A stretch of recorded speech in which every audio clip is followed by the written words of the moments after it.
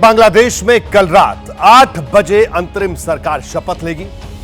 पड़ोसी मुल्क के आर्मी चीफ वकार उज्जमा के मुताबिक डॉक्टर मोहम्मद यूनुस की अगुवाई में 15 सदस्यीय एडवाइजरी काउंसिल देश की कमान संभालेगी। लेकिन इससे पहले पूरे बांग्लादेश में हिंसा का दौर जारी है। उपद्रवी बेकाबू हैं और पुलिस गायब दिख रही है। कई जगहों पर अल्पसंख्यक हिंदुओं को हिंसक भीड़ निशाना बना रही है।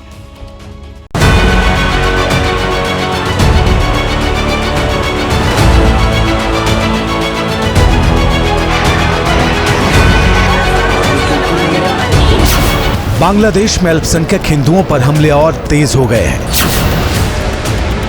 हिंदू बहुल गांव को इस्लामी कट्टरपंथी संगठनों के लोग निशाना बना रहे हैं। चट्टोग्राम में एक हिंदू के घर में आग लगा दी गई। बांग्लादेश में हो रही हिंसा के बीच न्यूज चैनलों के दफ्तरों को निशाना बनाया गया है। इससे सवाल खड़ा हो रहा है कि आखिर पड़ोसी देश में ऐसा क्या हो रहा है जिसे उपद्रवी छिपाना चाहते हैं। बांग्लादेश के प्रसिद्ध ATN न्यूज चैनल सहित कुछ और खबरिया चैनलों पर हमले की खबर हैरान करने वाली है। हिंसक भीड़ ने न सिर्फ न्यूज चैनल के दफ्तर में तोड़फोड़ की बल्कि पत्रकारों की भी पिटाई कर डाली।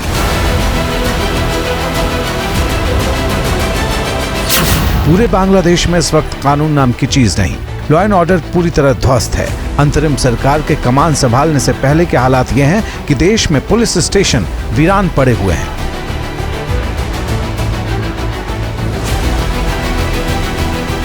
बांग्लादेश में हो रही लगातार इस जबरदस्त उथल-पुथल के बीच लगभग देश के सभी पुलिस थाने खाली हैं। वहां एक भी पुलिस कर्मी नहीं है।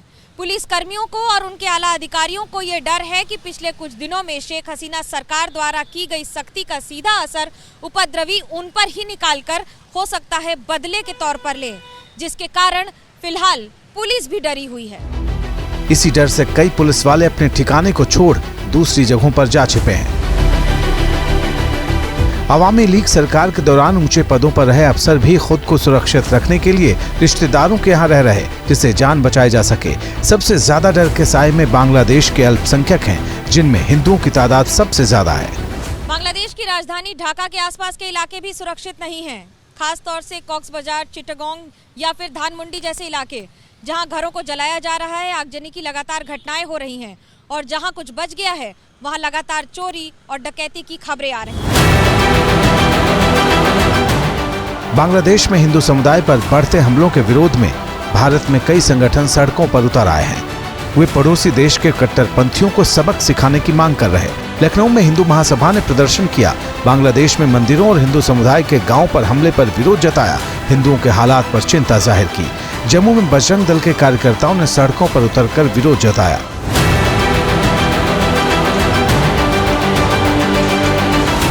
बांग्लादेश में हिंदुओं पर बढ़ते कहर के बीच यूपी के मुख्यमंत्री योगी आदित्यनाथ का बड़ा बयान आया है। आज भारत के तमाम पड़ोसी चल रहे हैं, मंदिर तोड़े जा रहे हैं, चुन चुन करके हिंदुओं को निशाना बनाया जा रहा है। जो समाज इतिहास की गलतियों से सबक नहीं सीखता, उसका उज्जवल भविष्य पर भी ग्रहण लगता है। बांग्लादेश में हिंदुओं पर अत्याचार को लेकर शिवसेना UBT सुप्रीमो उद्धव ठाकरे ने मोदी सरकार पर तीखा तंज किया। वहाँ जो हिंदुओं के ऊपर अत्याचार हो रहे हैं उनको रोकना और वहाँ के हिंदुओं की रक्षा करना मोदी जी का काम है, केंद्र सरकार का काम है। नहीं, जो भी आकर मुझे औरंगजेब फैन क्लब का अध्यक्ष बोल रहे हैं, तो उनमें अगर हिम्मत है तो जाकर बांग्लादेश में हिंदुओं के ऊपर जो हो रहे हैं अत्याचार उनको रोक कर दिखाओ। इस बीच मुंबई में महाराष्ट्र नवनिर्माण सेना ने बांग्लादेश के कट्टरपंथियों को अल्टीमेटम दे डाला है। उनको इस प्रकार से टारगेट किया हिंदुओं को, तो यहाँ पे जो इलीगल इमिग्रेंट्स आए हुए हैं बांग्लादेशी, हमें भी उनको ढूंढना पड़ेगा और उनके ही भाषा में उनको जवाब देना पड़ेगा।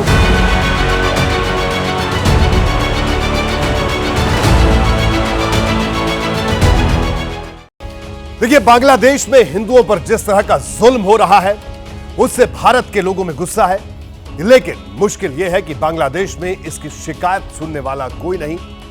शेख हसीना बांग्लादेश से निकलकर खुद भारत में है। उनके लिए सबसे बड़ी चुनौती खुद को महफूज रखने की है। यह अब तक साफ नहीं है कि वो किस देश में शरण लेंगी। ऐसे में हसीना का आखिरी दांव बड़े सस्पेंस का सबब है।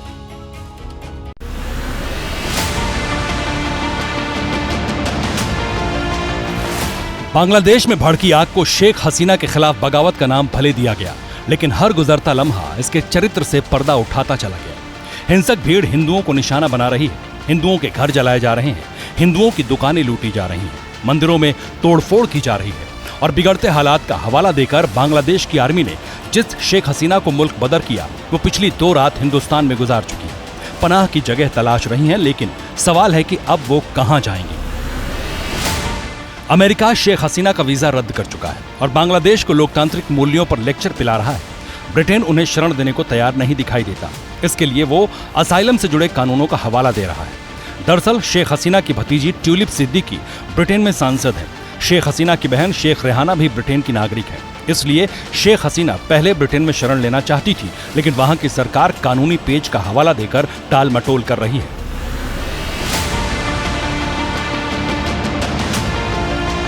दरअसल ब्रिटेन की पॉलिसी है कि वो जांच से बचने की कोशिश करने वालों को शरण नहीं देता। ब्रिटेन की सरकार शरण मांगने की नीयत से पहुंचने की कोशिश करने वालों को भी वीजा नहीं देती। सवाल है कि ऐसे में शेख हसीना अब कहां जाएंगी। शेख हसीना के फ्यूचर प्लान के बारे में सूत्रों से मिली खबर के मुताबिक जब तक किसी और देश में पनाह मिलने की बात पक्की नहीं हो जाती, तब तक शेख हसीना भारत में ही रह सकती है। भारत से शेख हसीना के दशकों पुराने और बहुत अच्छे संबंध रहे हैं। सूत्रों का कहना है कि यही वजह है कि किसी भी हाल में शेख हसीना को भारत छोड़कर जाने के लिए मजबूर नहीं किया जाएगा या कोई दबाव नहीं डाला जाएगा। ऐसे में इंतजार किया जाएगा कि जब तक वो अपना मन न बना ले कि वो किस देश जाना चाहती हैं, तब तक वो भारत में ही रह सकती हैं। एबीपी न्यूज से बातचीत में शेख हसीना के बेटे सजीब वाजेद पहले ही साफ कर चुके हैं कि वो अब राजनीति में नहीं लौटेंगे, लेकिन कहां जाएंगी इस पर वो भी खामोश रह गए। इसलिए शेख हसीना के अगले ठिकाने को लेकर सवाल बरकरार है, क्योंकि उनके पास विकल्प भी ज्यादा नहीं। दावा किया जा रहा है कि वे यूएई या फिर सऊदी अरब जा सकती हैं, लेकिन दुनिया के 57 इस्लामिक देशों को छोड़ करके भारत पहुंची शेख हसीना यूएई या फिर सऊदी अरब जाएंगी, ये मानना जरा मुश्किल है। कहा जा रहा है कि शेख हसीना यूरोप के किसी देश में शरण मांग सकती हैं और वहां जा सकती हैं, लेकिन उनके द्वारा किए गए प्रयासों के बारे में फिलहाल कोई खबर नहीं है। व्यक्तिगत हो या कूटनीतिक, शेख हसीना के भारत से दोनों ही तरह के दशकों पुराने रिश्ते हैं। उनकी बेटी आज भी दिल्ली में रहती है। इस लिहाज से देखें तो भारत शेख हसीना के लिए सबसे मुफीद ठिकाना हो सकता है, लेकिन बांग्लादेश में नई सरकार के सत्ता संभालने के बाद शेख हसीना का मसला भारत के लिए नया चैलेंज बन सकता है। और इस बीच एक बड़ी खबर आ रही है। शेख हसीना के बेटे सजीब जावेद ने एबीपी न्यूज से बड़ी बात कही। सजीब ने कहा कि मां ने अभी तक किसी देश से शरण नहीं मांगी है। उनके शरण मांगने वाली खबर गलत है, यानी उन्होंने उन तमाम खबरों का खंडन किया जिसमें यह कहा जा रहा था कि शेख हसीना ने किसी देश में शरण मांगी है। बांग्लादेश में जो हुआ वो भारत में भी हो सकता है, ऐसी आशंका जताने वाले विपक्षी नेताओं की तादाद बढ़ रही है। आज ये बात कांग्रेस के दिग्गज नेता सलमान खुर्शीद ने कही। सलमान के इस बयान पर बीजेपी भड़क गई तो कांग्रेस उनके साथ खड़ी दिख रही है। वहीं खुर्शीद अपने बयान पर अब भी कायम है।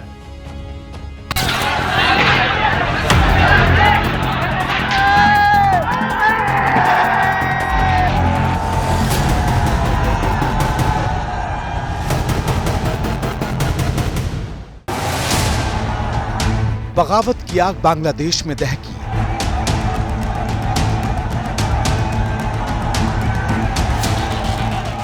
मंदिर से हिंदू मोहल्लों तक आग बांग्लादेश में लगी।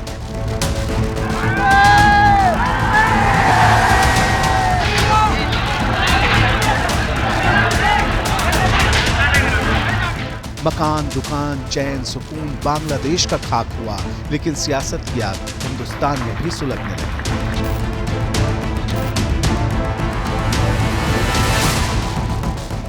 बांग्लादेश के हाल को ढाल बनाकर आम आदमी पार्टी और कांग्रेस के नेताओं ने बयानों की इशारेबाजियां शुरू कर दी। कांग्रेस के दिग्गज सलमान खुर्शीद एक बुक लॉन्च के कार्यक्रम में पहुंचे तो उन्हें भारत में बगावत का खतरा दिखाई देने लगा। सलमान खुर्शीद ने कहा, बांग्लादेश में जो हुआ वो भारत में भी हो सकता है। भले ही ऊपरी तौर पर भारत में हालात सामान्य दिख रहे हों, लेकिन यहाँ भी बांग्लादेश जैसी हिंसा भड़क सकती है और सरकार विरोधी प्रदर्शन हो सकते हैं। पहले सलमान खुर्शीद बोले, फिर केजरीवाल की पार्टी के दिग्गज भी चालू हो गए। पंजाब के मुख्यमंत्री भगवंत मान एक कार्यक्रम में होशियारपुर पहुंचे तो लोगों को तानाशाही का अंजाम समझाने लगे।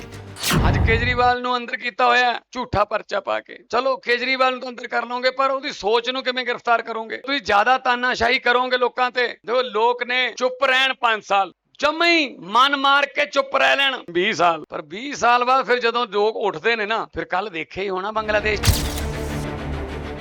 बिना किसी का नाम लिए ही सही, बात तो भगवंत मान ने भी बड़ी कह दी, लेकिन बीजेपी और उसके साथियों के निशाने पर सलमान खुर्शीद पहले आ गए।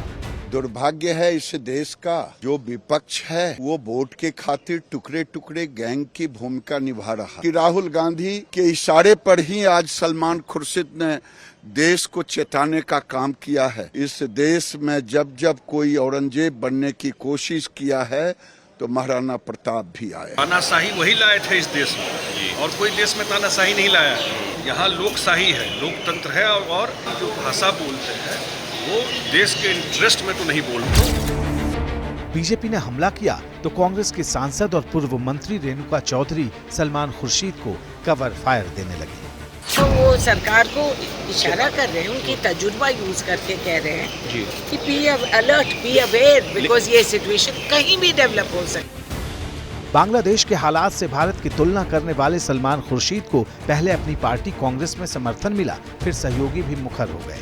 हेमंत सोरेन की पार्टी केंद्र सरकार को चेतावनी देने लगी तो शिवसेना यूबीटी के अध्यक्ष उद्धव ठाकरे खुद लोगों को जनता की ताकत का मतलब समझाने लगे। श्रीलंका में हुआ, अब बांग्लादेश में हुआ, तो सारे लोगों ने समझना चाहिए कि जो सर्वसामान्य आदमी होता है वो सबसे श्रेष्ठ होता है, बलवान होता है, उसके एक सहनशीलता की मर्यादा होती है, और जनता का न्यायालय वो सर्वोच्च होता है। जो आप पॉलिसी लाते हो, कानून लाते हो, लोग एक बार तंग होके उनके बर्दाश्त का जो पैमाना है वो टूट जाता है। शेख हसीना की तरह आपको भागना पड़ता है। तो मुझे लगता है हमारे मुल्क में इसके के लिए बहुत बड़ा सबक है। तानाशाही शासन जहाँ भी हुआ है, इतिहास गवाह है कि वहाँ कभी न कभी विद्रोह होगा ही, और वो बांग्लादेश में आपने देखा। जो कुछ भी अभी भाजपा सरकार कर रही है, उनको भी सचेत हो जाना चाहिए कि आने वाले दिनों में इस तरह की बगावत कहीं उनके साथ ना हो जाए।